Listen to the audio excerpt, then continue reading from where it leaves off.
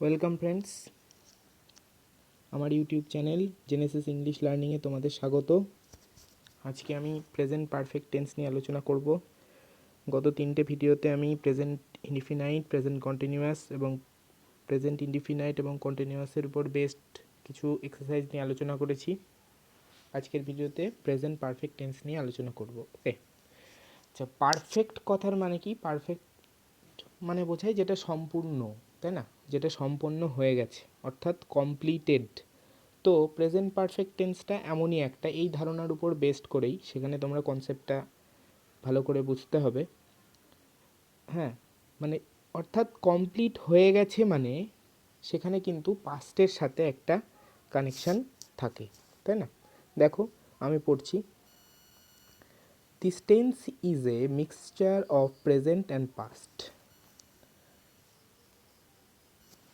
তো এখানে বলাই আছে এই টেন্সটা প্রেজেন্ট, বর্তমান এবং অতীত সময়ের একটা mixture. At the time of speaking the action is already complete. কথা বলার সময়, অর্থাৎ যে মুহূর্তে বলা হচ্ছে বা লেখা হচ্ছে, অর্থাৎ সেই সময় কিন্তু যে কাজটা বা যে অ্যাকশনটা সেটা অলরেডি কমপ্লিটেড। ঠিক আছে? It always implies a strong connection with the present though action took place in the past. কি বলছে? মানে যদিও ঘটনাটা পাস্টে ঘটে থাকুক না কেন, তবুও প্রেজেন্টের সাথে, অর্থাৎ বর্তমানের সাথে একটা স্ট্রং কানেকশান আছে, একটা সম্পর্ক খুব ভালো মতো আছে। এই জিনিসটা কিন্তু খুব ভালো করে বুঝতে হবে। ঠিক আছে? এটার সঙ্গে কিন্তু পাস্টকে গুলিয়ে ফেললে হবে না। তো চলো দেখা যাক কী কী ফরমেশন হয় এই সেন্টেন্সের ক্ষেত্রে। অ্যাফার্মেটিভের ক্ষেত্রে দেখো, subject plus has have plus MV third, মানে মেন ভার্বের থার্ড ফর্ম। তোমরা জানো ভার্বের 3টে ফর্ম হয়, প্রেজেন্ট, পাস্ট, পার্টিসিপল। তো এখানে সেই পাস্ট পার্টিসিপল ফর্মটা ইউজ হয়। ঠিক আছে? Plus object. তো এখানে আমরা হ্যাজ বা হ্যাভ বসবে। এবার কোথায় হ্যাজ বসবে, কোথায় হ্যাভ বসবে সেটা তোমাদের জানা উচিত। দেখো, আমি যদি ভুলে গিয়ে থাকো তাহলে উদাহরণের সঙ্গে সঙ্গে আমি সেটা বলে দেবো, মনে পড়ে যাবে। ঠিক আছে? দেখো, অ্যাফার্মেটিভ মানে হ্যাঁ বাচক। তো সেখানে কি বলা হচ্ছে? He has gone to market. সে বাজারে গিয়েছে। অর্থাৎ তার বাজারে যাওয়া এই কাজটা কিন্তু অলরেডি কি কমপ্লিটেড। ঠিক আছে? তার বাজারে যাওয়া কাজটা অলরেডি হয়ে গেছে। কিন্তু এই নয় যে এটা পাস্ট ইনডিফিনাইট টেন্স। বাজারে গিয়েছিল এমন না, সে বাজারে গিয়েছে। ওকে, তো এখানে সাবজেক্ট কোনটা? হি। তারপরে তারপরে হ্যাজ বসেছে। তারপরে ভার্বের থার্ড ফর্ম গো, ভার্বের থার্ড ফর্ম গান, এবং তারপরে অবজেক্ট টু মার্কেট। সে কোথায় গেছে? মার্কেটে গেছে। আচ্ছা, হি এর পরে হ্যাজ বসলো কেন? কারণ হি হচ্ছে থার্ড পার্সন সিঙ্গুলার নাম্বার, সেই জন্য হি এর পরে হ্যাজ বসছে। তাই তো? আই, উই এবং ইউ, অর্থাৎ আমি, আমরা, তুমি, তোমরা, এবং যদি প্লুরাল থাকে সাবজেক্ট তবেই সেক্ষেত্রে হ্যাভ বসে, অন্যথা সমস্ত ক্ষেত্রে কিন্তু হ্যাজ বসে। অর্থাৎ সাবজেক্টটা যদি সিঙ্গুলার হয়, হি, সি, সে, বা অন্য কোনো যদি নাম বোঝায়, বা সাবজেক্টটা যদি সিঙ্গুলার হয়, তবে কিন্তু তারপরে হ্যাজ বসে। ঠিক আছে? সেই জন্য এটা কি হলো? হি হ্যাজ গান টু মার্কেট, মানে সে বাজারে গিয়েছে। তারপরে দেখো নেগেটিভটা, সাবজেক্ট প্লাস হ্যাজ হ্যাভ, তারপরে সেই ভার্বের পরে আমরা নট বসিয়ে দেবো, এবং নট বসালে নেগেটিভ হয়ে যায়, এবং তারপরে সেই একই এমভি থার্ড, অর্থাৎ মেন ভার্বের থার্ড ফর্ম, এবং তারপরে অবজেক্ট। ওকে, তো এখানে দেখো, আই হ্যাভ নট গান টু মার্কেট, আমি বাজারে যাইনি। অর্থাৎ এখানে আয়ের পরে হ্যাভ বসলো কেন? কারণ আইটা হচ্ছে ফার্স্ট পার্সন। ওকে, আইটা হচ্ছে ফার্স্ট পার্সন। ঠিক আছে? নেগেটিভটা হয়ে গেল। এবার ইন্টারোগেটিভটা দেখো, আমি এর আগেও বলেছি ইন্টারোগেটিভ দুরকম হয়, একটা ইয়েস নো টাইপ আর একটা ডব্লিউএইচ টাইপ, তাই না? এখানে ইয়েস নো টাইপের ক্ষেত্রে তোমরা জানো যে উত্তর একই রকম হয়। কি উত্তর হয়? হ্যাঁ বা না, এই দুটোই উত্তর হয়। তো এক্ষেত্রে আমরা কি করব? সাবজেক্টের পরে যে হ্যাজ হ্যাভটা আমরা অ্যাফার্মেটিভ ফরমেশনে বসাচ্ছিলাম, সেইটাই আমরা সাবজেক্টের আগে বসাবো। কেমন? আগে বসাবো, তারপরে সাবজেক্টটা বসবে, সাবজেক্টটা এখানে আগে বসবে না। ঠিক আছে? তারপরে মেন ভার্বের থার্ড ফর্ম বসবে, তারপরে অবজেক্ট বসবে, এবং অবশ্যই ইন্টারোগেটিভের ক্ষেত্রে কি হবে, ইন্টারোগেটিভের ক্ষেত্রে অবশ্যই একটা কোশ্চেন মার্ক বসবে। ওকে, দেখো এখানে have you done it yet, তাহলে এখানে তুমি কি এটার বাংলা কি বোঝায়, তুমি কি এটা এখনো পর্যন্ত করেছো? Have you done it yet, তুমি কি এখনো এটা করেছো, সেটাই জিজ্ঞাসা করছে।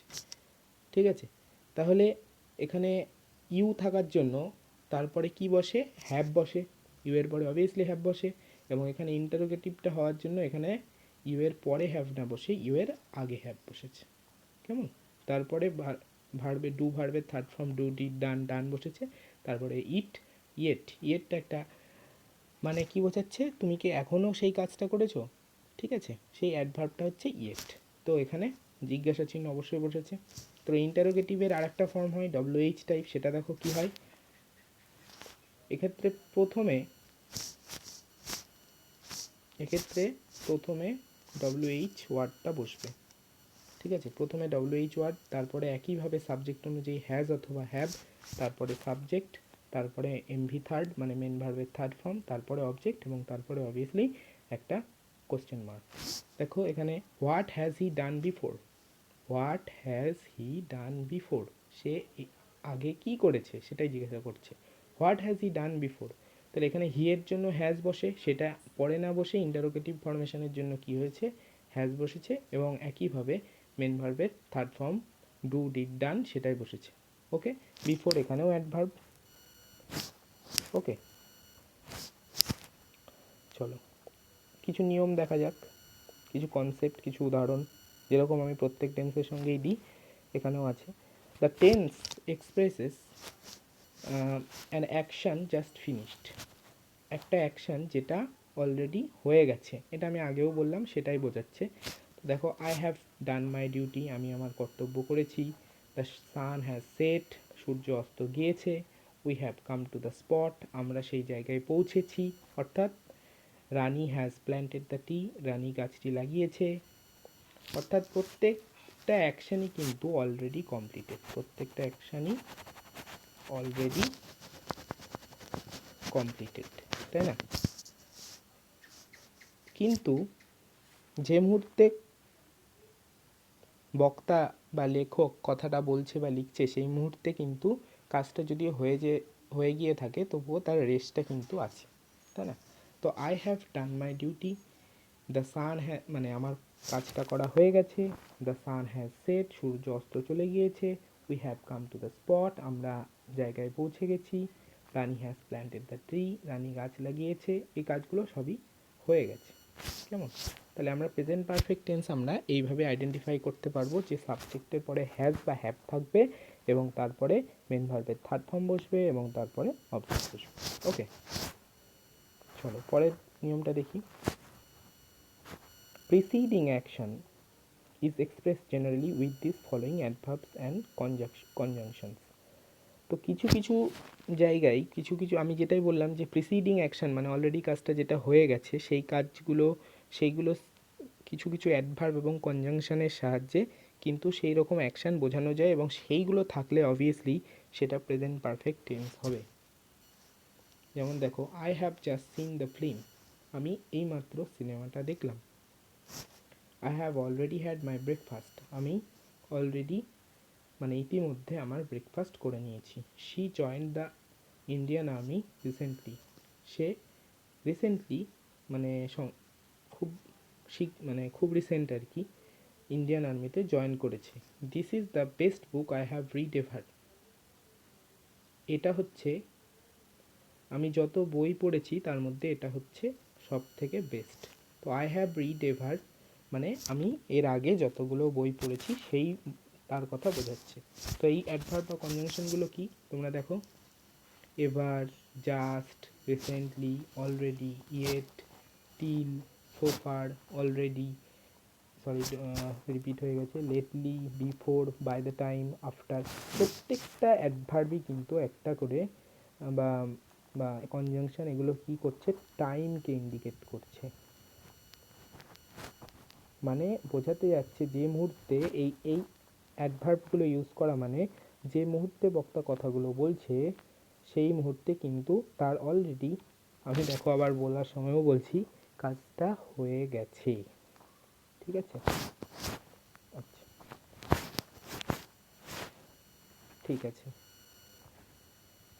এবার দেখো একটা গুরুত্বপূর্ণ নিয়ম, আমি কি লিখেছি, প্রেজেন্ট ইনডিফিনাইট টেন্স এবং টাইম এক্সপ্রেশন, মানে কোনো একটা সময় বোঝালে, সময়ের ব্যাপ্তি বোঝালে, টাইম এক্সপ্রেশন মানে সময়ের ব্যাপ্তি বোঝাচ্ছে, সেরকম যদি হয় তাহলে কিন্তু প্রেজেন্ট পারফেক্ট টেন্স, এরকম হলে প্রেজেন্ট পারফেক্ট টেন্স হয়।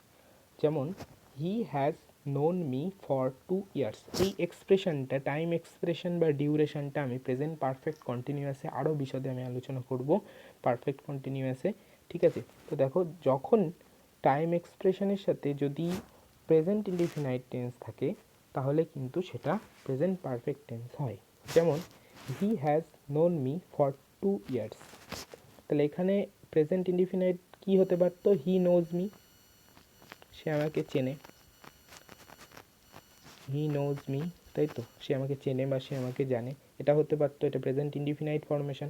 ওকে, তো কিন্তু বলছে এখানে একটা টাইম এক্সপ্রেশন আছে, মানে একটা ব্যাপ্তি আছে, কতদিন ধরে চেনে, 2 বছর ধরে চেনে। ফর মানে সেই ব্যাপ্তিটাকে বোঝাচ্ছে, ঠিক আছে, ফর 2 ইয়ার্স বলতে সেই ব্যাপ্তিটাকে বোঝাচ্ছে। তো he has known me for 2 years মানে সে আমাকে 2 বছর ধরে চেনে। ঠিক আছে, পরেরটা দেখো, she has owned this parlour since 2012, সে 2012 সাল থেকে এই পার্লারটা কিনে নিয়েছে, সেই 2012 সাল থেকে এই পার্লারটা কিনে নিয়েছে। তাহলে এটা প্রেজেন্ট ইনডিফিনাইট কি হতে পারতো, শি ওনস দ্য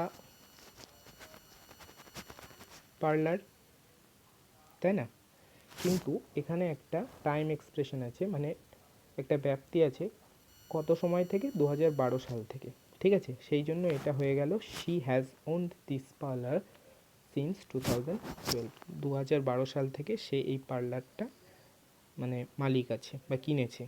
তাহলে প্রেজেন্ট ইনডিফিনাইট আর টাইম এক্সপ্রেশন যদি বোঝাই তাহলে কিন্তু সেটা প্রেজেন্ট পারফেক্ট টেন্স হয়।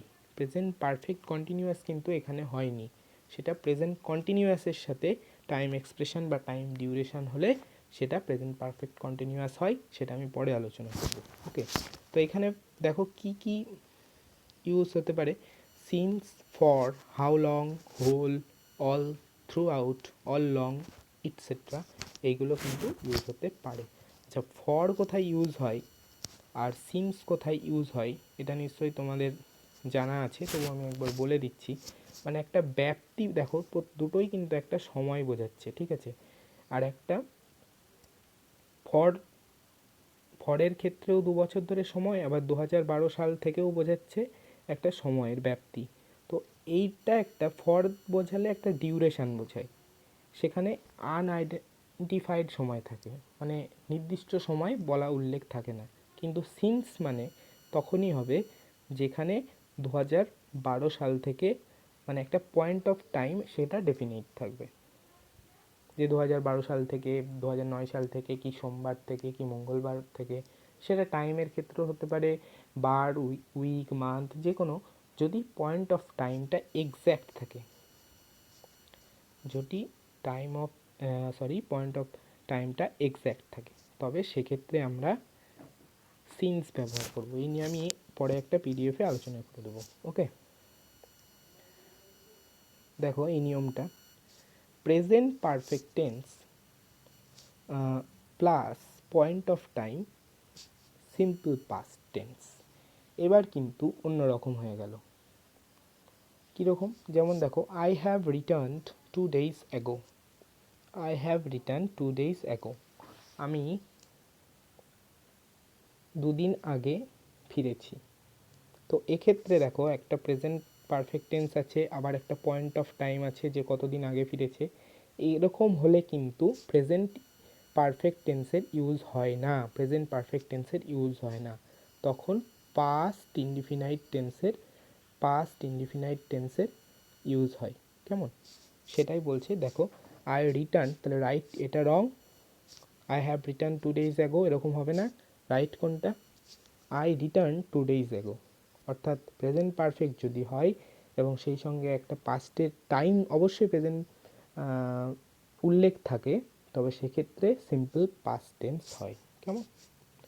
পরেরটা দেখো, they have return sorry they have come here yesterday. তারা গতকাল এখানে এসেছে। তাহলে এটাও ভুল। দে হ্যাভ কাম, এটা যেমন প্রেজেন্ট পারফেক্ট টেন্স আছে এবং একটা পয়েন্ট অফ টাইম এক্স্যাক্ট এখানে উল্লেখ আছে ইয়েস্টারডে, তাহলে অবভিয়াসলি এটা ভুল আছে। তাহলে রাইট কোনটা হবে? দে কেম হেয়ার ইয়েস্টারডে, তারা এখানে গতকাল এসেছে। তাহলে সেক্ষেত্রে কিন্তু প্রেজেন্ট পারফেক্ট টেন্সের ইউজ হবে না, প্রেজেন্ট সিম্পল পাস্ট টেন্স বা পাস্ট ইনডিফিনাইট টেন্সের ইউজ হবে। কেমন? দেখো আমি কিছু এক্সাম্পল দিয়েছি, সেক্ষেত্রে তোমাদের আরও ক্লিয়ার হয়ে যাবে। যেমন ধরো, have you taken your lunch বা হ্যাভ ইউ টেকেন লাঞ্চ, তুমি কি লাঞ্চ করেছো? তাহলে এখানে দুটো উত্তর দেওয়া আছে, দুটোই হতে পারে, মানে আমি বলতে যাচ্ছি না যে কোনটা হবে, কিন্তু দুটোর ক্ষেত্রে কিন্তু উত্তরে ভার্বের ফর্ম আলাদা হয়ে যাবে। সেটাই দেখো, হ্যাভ ইউ টেকেন লাঞ্চ, তুমি কি লাঞ্চ করেছো? তাহলে এটা যদি আমি yes I have, yes I have এটা হবে, তাই তো? প্রেজেন্ট পারফেক্ট হয়ে গেল। এইবার যদি আমি উত্তর দিই একটা পয়েন্ট অফ টাইম এক্স্যাক্ট বলে দিই, সেখানে একটা পয়েন্ট অফ টাইম এক্স্যাক্ট বলে দিই, তাহলে কিন্তু সেটা আর হ্যাভ হবে না, তখন সেটা সিম্পল পাস্ট হয়ে যাবে, হ্যাড। ওকে, আর একটা কথা বলে রাখি, এই সেন্টেন্স যেমন I had my dinner at 1 PM, এরকম যদি আমি বলি, এক্ষেত্রে কিন্তু হ্যাডটা সাবজেক্ট মানে বি ভার্ব বা অক্সিলারি ভার্ব হিসেবে ইউজ হয়নি বা হেল্পিং ভার্ব হিসেবে ইউজ হয়নি, এখানে কিন্তু সেটা মেন ভার্ব হিসেবে ইউজ হয়েছে। তার জন্য আয়ের পরে হ্যাড বসেছে মানেই যে পাস্ট পারফেক্ট হয়ে যাবে, তবে কি তা কিন্তু নয়। তাহলে কি ব্যাপারটা? তাহলে আমি যখন হ্যাভ ইউ টেকেন লাঞ্চ আমাকে কোশ্চেন করছে, আমি যখন অ্যান্সার দেব with exact point of time, তখন আমি সেখানে আয়ের পরে হ্যাভ বসাবো না, আয়ের পরে হ্যাড বসাবো। কেমন? কারণ সেটা সিম্পল পাস্টে করতে হবে। পরের উদাহরণটা দেখো, have you prepared your lesson, have you prepared your lesson, তাহলে কি হবে? Yes I have, yes I have. আবার একইভাবে এর আগের উদাহরণেই বললাম যে যদি একটা এক্স্যাক্ট পয়েন্ট অফ টাইম সেখানে উল্লেখ করে দেয়, তাহলে কি হবে? Yes I had prepared in the morning.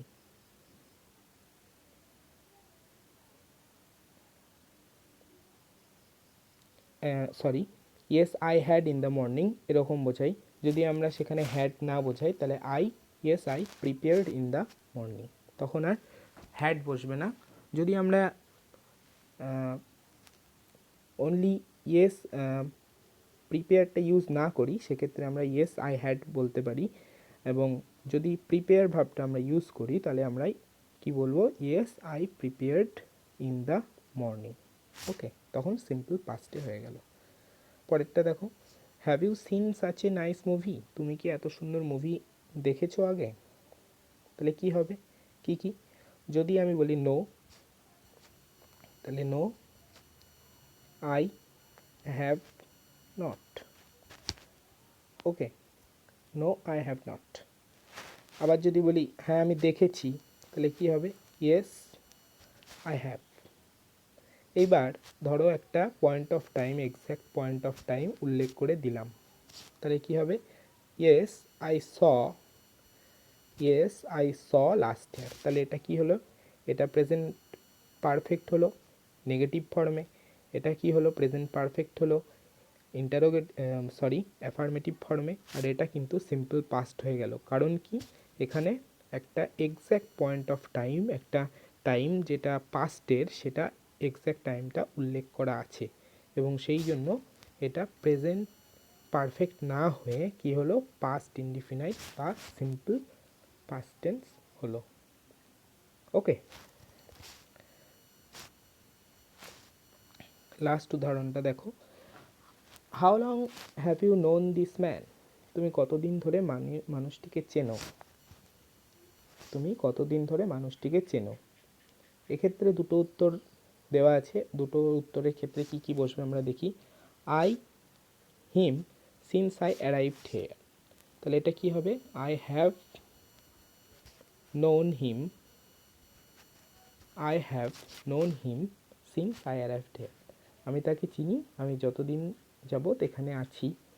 তাহলে ঠিক আছে, যতদিন যাবত আমি এখানে আছি, সেখানে কিন্তু exact time, point of time উল্লেখ করা নেই, কেমন। আর দেখো, যদি এরকম থাকে I dash him when I was at school, তাহলে এটা তো প্রেজেন্ট পারফেক্ট হওয়ার কোনো প্রশ্নই ওঠে না। এটা কি হবে, I knew him when I was at school, আমি তাকে চিনতাম যখন আমি স্কুলে পড়তাম। ঠিক আছে, তার পরে আর আমি বা তাকে আমি জানতাম যখন আমি স্কুলে পড়তাম, এখন আমার মনে নেই, কেমন। ঠিক আছে, ওকে, তাহলে আজকে এই পর্যন্তই। প্রেজেন্ট পারফেক্ট টেন্স নিয়ে তোমাদের আলোচনা করে দিলাম। এর পরের ভিডিওতে আমি প্রেজেন্ট পারফেক্ট কন্টিনিউয়াস টেন্স নিয়ে আলোচনা করব, এবং একইভাবে পরের প্রেজেন্ট পারফেক্ট এবং প্রেজেন্ট পারফেক্ট কন্টিনিউয়াসের যে এক্সারসাইজ বা পরীক্ষায় কীভাবে আসতে পারে সেরকম কোশ্চেন অ্যান্সার আমি আলোচনা করব। ঠিক আছে, ওকে, থ্যাংক ইউ।